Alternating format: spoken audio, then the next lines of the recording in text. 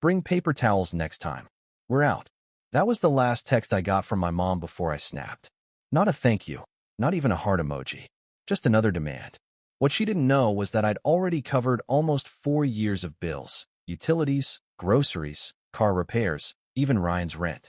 When I told them I was done, they laughed. They acted like they'd never seen a dime. That's when I pulled out the binder.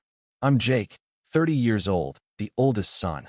I'm the guy who double-checks the locks, keeps jumper cables in the trunk, and never misses a rent payment.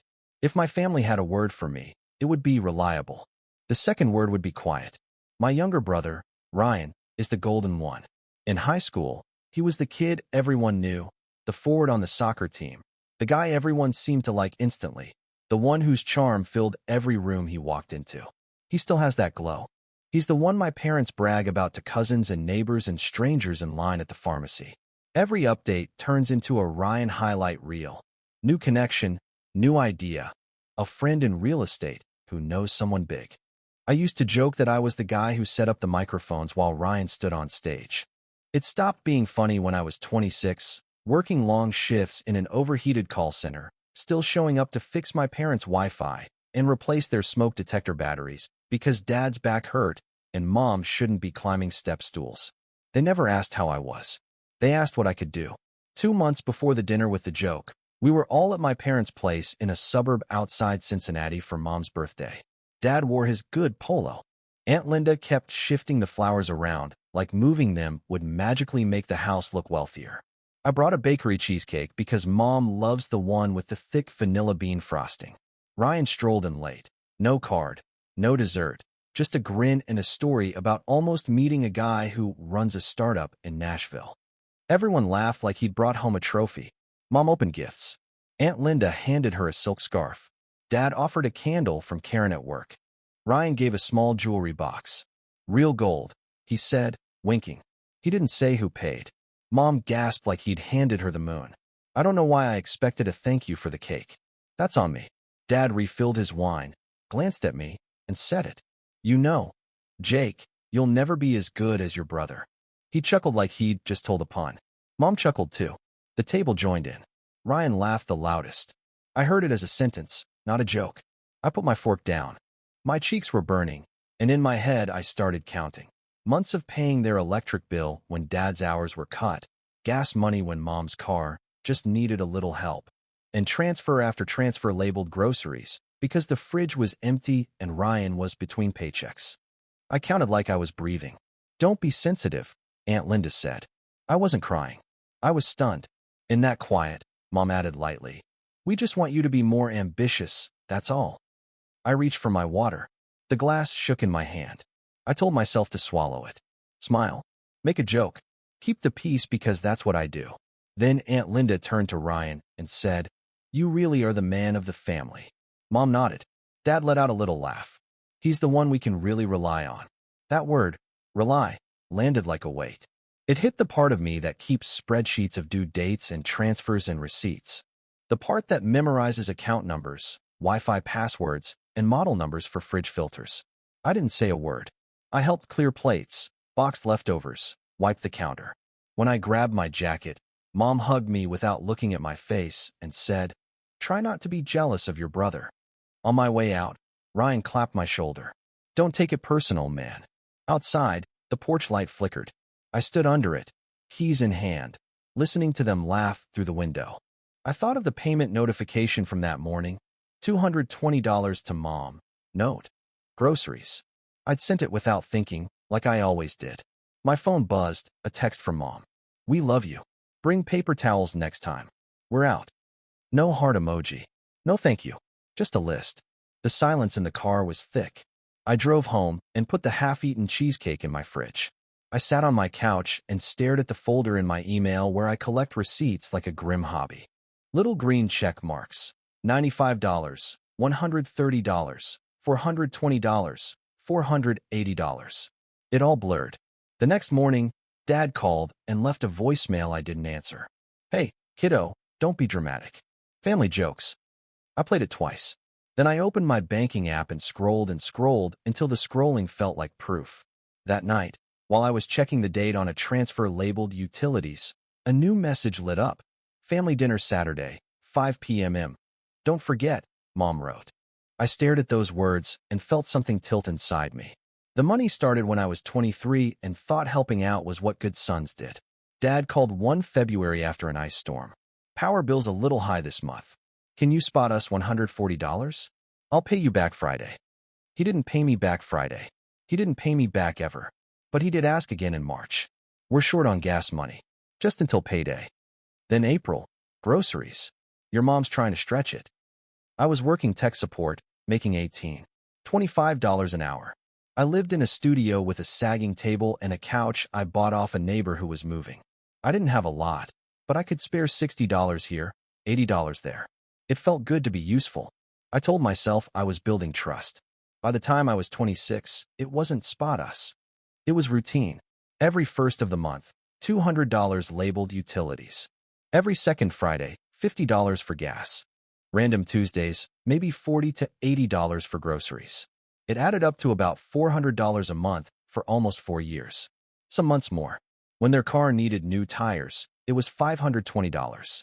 When their water heater leaked, I covered a $250 deposit that somehow turned into another $250 later, with vague promises to get it sorted. There were also Ryan emergencies that weren't emergencies. He needs $230 to register for a certification exam. His landlord's being unfair. Can you cover half the rent this month? He had a slow month freelancing. Ryan always had a story. I always had a transfer. We never talked about paying me back. It was implied. Everything in my family was implied. Help. Gratitude. Debt. I tried to set boundaries once. I told Mom I couldn't send anything until I rebuilt my savings. She sighed. We'll never ask you again. That promise lasted 10 days. She texted a grocery list with a heart. I sent $100 because I know the feeling of an empty fridge and because her worried voice opens my wallet. It wasn't just money. It was time. I fixed their Wi-Fi, installed a smart thermostat, replaced a bathroom faucet after watching 3 tutorials. I drove Ryan to interviews. I edited his resume. I even let him use my address when he didn't want to keep moving his mail. Packages with his name started arriving. Sneakers, a smartwatch, a drone, while Mom texted photos of an empty pantry. Favoritism wasn't subtle. If Ryan showed up with takeout one time, Mom called him generous for a week. If I covered 2 months of their power bill, she said, we're all doing our part. On Father's Day, I booked dinner for the 4 of us and paid the check. You shouldn't have, Dad said, then turned to Ryan to ask about his big plans at a company where he did not have a job. The worst part was how they rewrote things in real time.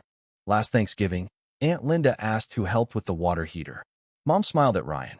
Our boy made some calls. I looked at my bank app under the table, my thumb hovering over the transaction labeled plumber deposit, $300. I said nothing. It's easier to keep quiet than to be called dramatic. Meanwhile, my own life kept shrinking. I said no to trips, skipped nights out, and watched my savings stall while their bills kept coming. For a while, I told myself maybe they just didn't know. Then Mom would say, you're so dependable. Dad would check in on payday. Ryan would text, you're a lifesaver, man. I'll pay you back when my commission hits. No commission hit. New sneakers did. 3 moments dug in. First, the Christmas I gave Mom a heated throw because she always complained about cold hands. She hugged me like I'd handed her a towel. Ryan handed her a spa voucher he got free through a friend, and she cried. At the end of the night, a sticky note on the counter. Jake, could you send $170? Short on rent. Second, when my car needed brakes. I had to choose between paying my mechanic or sending $200 to my parents for overdue electric, urgent. I paid theirs. 3 weeks later, Mom posted a photo from a restaurant. Much-needed date night. I zoomed in on the wine glasses until the pixels broke. Third, the night of the birthday dinner. The laughter, the word rely like a brick on my chest. That night, after the group chat pinged me about bringing paper towels next time, I scrolled all the way back to that first transfer in February 2020. $140. The note said, just until Friday. I added it all up. The total crossed $15,000 before I even finished. And that didn't include the cash, the gas fill-ups, or the little things I covered without a second thought.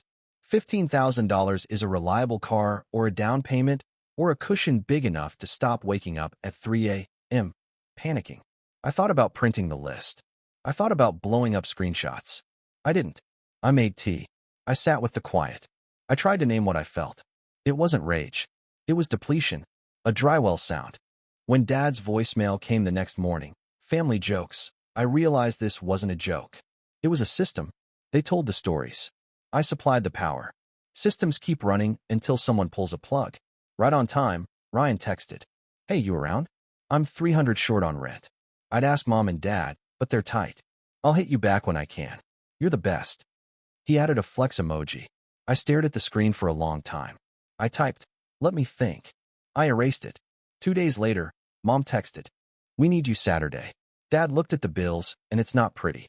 Bring your checkbook. A smiley face. Bring your checkbook.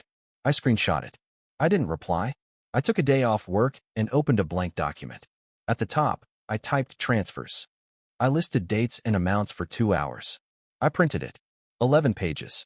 I put them in a cheap blue binder from the dollar store. I didn't know if I'd use it.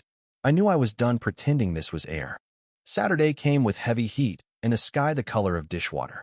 I parked 2 houses down and carried a grocery bag because showing up empty-handed is how you lose the argument before it starts. Inside, paper towels. Dad opened the door like a principal. Mom sat at the dining table with a calculator and a stack of envelopes. Ryan leaned against the counter, scrolling his phone. Finally, Mom said brightly, we were just talking about our plan. Great, I said, setting the bag down. Dad tapped the calculator. We've been doing the numbers. With interest rates and inflation, we need a family approach. We're thinking everyone contributes monthly until things stabilize. Everyone, Ryan echoed, not looking up. I pulled out the binder and set it on the table. Before we talk about a plan, can we talk about the last 4 years?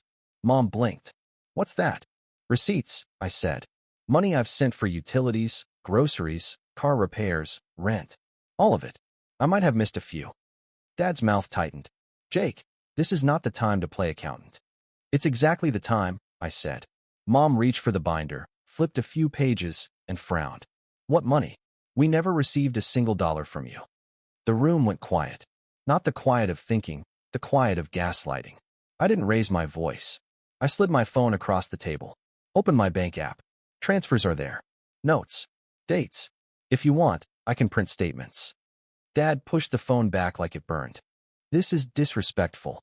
What's disrespectful is rewriting my life while asking for my checkbook, I said. I've covered bills since 2020. I could list them one by one, but you can read. Ryan finally looked up. Dude, why are you making this weird? It's family. Exactly, I said. Family doesn't deny reality when it's inconvenient. Family says, thank you. Mom's eyes flashed. After all we've done for you. She started the greatest hits album. You're going to throw money in our faces? I'm not throwing it, I said. I'm acknowledging it. I took a breath. My hands were steady. You've depended on me for years. You call me dependable and then laugh about me being quiet while assigning me the bill. Today, I'm not quiet. Dad leaned forward. So what do you want? A parade? A medal? I want boundaries, I said. No more monthly transfers. No more emergency requests.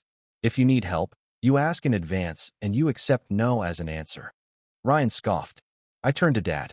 If I'm never as good as my brother, then let the golden child be the safety net. Mom stood, her voice rising. Don't turn this into a competition between you and Ryan. I'm not, I said calm. That happened a long time ago. The air felt heavy. My heartbeat didn't. It was slow even. I thought I'd shake. I didn't. Dad's jaw flexed. So you're cutting us off.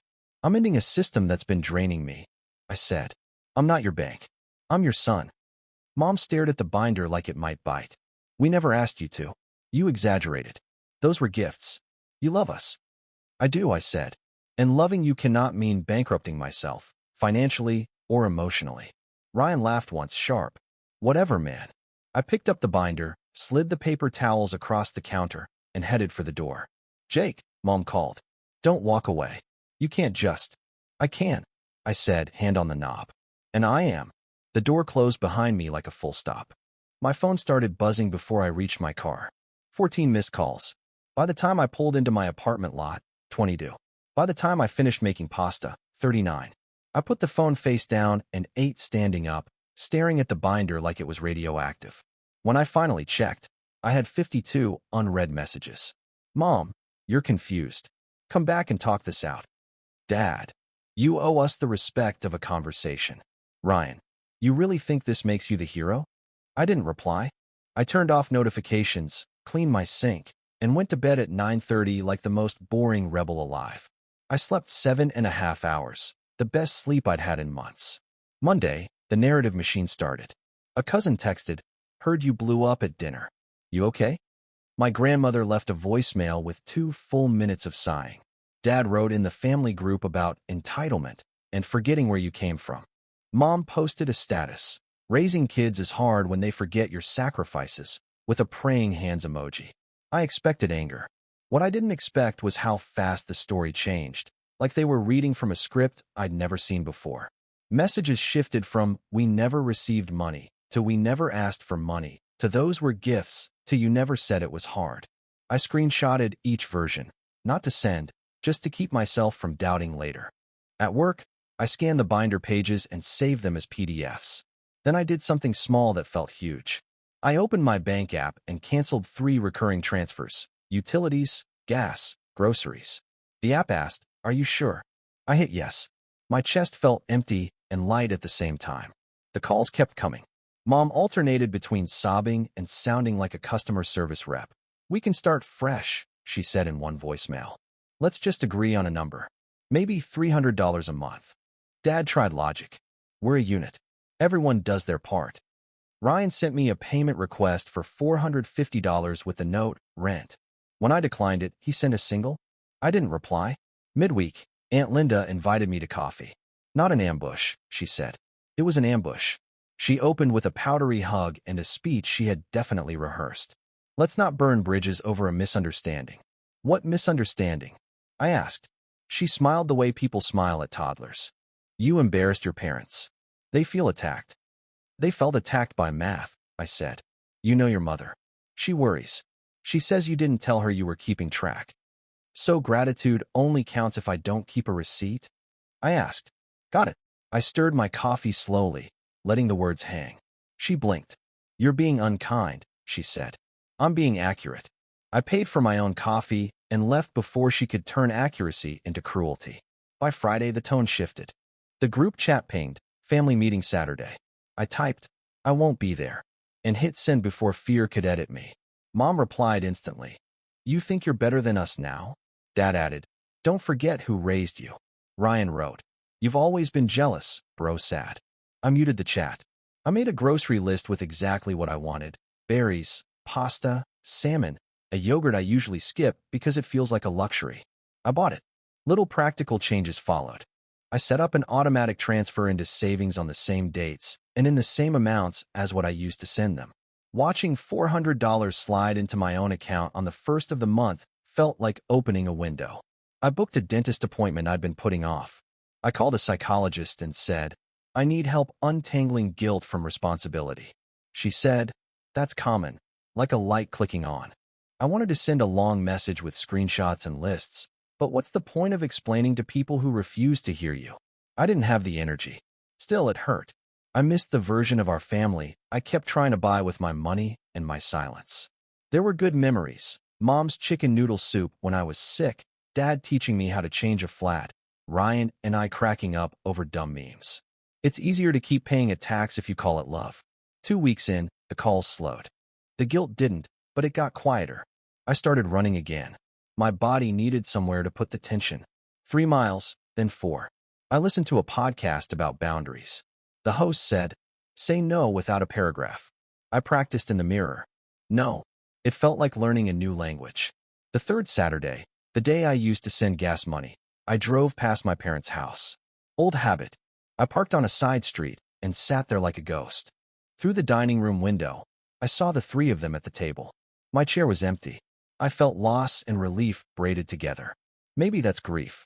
The next day, a new number called. It was Dad's coworker's wife, the one who'd given Mom the candle. "Your parents are under a lot of stress," she began. "Could you?" "No," I said. Silence. You didn't even let me finish. "I didn't need to," I said. It wasn't mean. It was a full sentence. A week later, an email from a collections company showed up, addressed to my parents but sent to me because Ryan had used my address on some form. Past due, $298. A year ago, I would have paid it quietly. I forwarded it to Mom and Dad with the subject line, "This is your bill, not mine." Mom replied, "Why are you being cruel?" I typed and deleted 20 versions of "I'm not." I closed the laptop and went for a run. When I got back, there was another email. Not from my parents, from Ryan. Subject, "Be real. Body, we all know you like holding this over us. You always wanted to be the hero. Congrats, you win." I stared at it and felt anger finally show up. Not loud, sharp. I replied with one sentence. "I wanted to be your son." He didn't write back. I realized I had to stop torturing myself. No more opening the banking app late at night. No more waiting for another request to pop up. I left my phone on the other side of the room and finally slept straight through. Here's what I know now. I can love my family and still refuse to fund their denial. I can be dependable without being a doormat. I can say no and not add a paragraph to make everyone else comfortable. I don't owe anyone my exhaustion. I don't owe anyone my savings. I don't owe anyone the version of me that makes their life easier at the cost of my own. I'm not sending money anymore. Not because I want them to suffer. I don't. Not because I'm angry, though sometimes I am. But because I'm done pretending this is normal. If they ask for help in good faith, clear, specific, respectful, I'll decide case by case. If they try guilt or rewrite history or treat my boundary like the problem, the answer is simple. No. The binder lives in my closet. I don't pull it out often. It's not a trophy. It's a record. A reminder I'm not crazy. When doubt creeps in, I flip a page, read a line or two, then close it. The math already did its job. Mom and Dad still text sometimes. They send photos of the neighbor's dog they adore. They don't say thank you for the years I helped. Maybe they never will. That's their story. Mine is different now.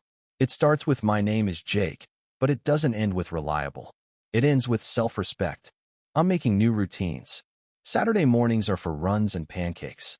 The first of the month is for moving money into my own savings. The third Saturday is for calling a friend and making plans I don't cancel.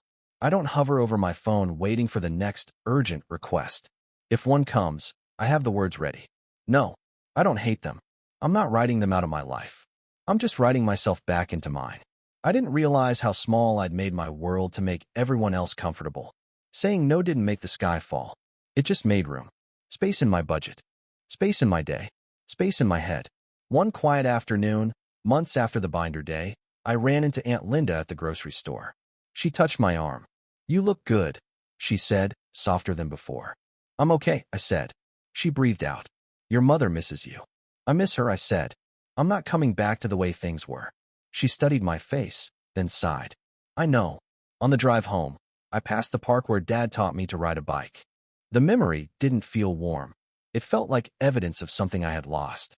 The grief was a physical weight in my chest, heavy as a stack of receipts. I wanted to turn around, but I knew that road only led back to the person I used to be, quiet, accommodating, and slowly erasing himself. I kept driving. A few nights later, my phone buzzed. It was a text from Mom. Not a request, just a photo of the neighbor's dog with the caption, "He misses you." I stared at it, my thumb hovering over the keyboard. The urge to reply, to say "I miss you, too," was a desperate ache. But I knew that door. It opened into a hallway of old obligations, where "thank you" was a currency they never carried. I put the phone face down on the counter and took a breath. My gaze landed on my grocery bag from earlier, still sitting on the table. Inside was the good yogurt I never used to buy, salmon for dinner, fresh berries. Small things. Things I had chosen for me. The freedom I fought for feels a lot like loneliness some days. But the loneliness is spacious. There's room in it for things that are just mine, for quiet mornings, for plans I don't have to cancel, for a future that isn't pre-spent on someone else's emergencies. The loss is real, but so is the peace. I'm not just carrying the weight of what's gone. I'm building a life in the space it left behind.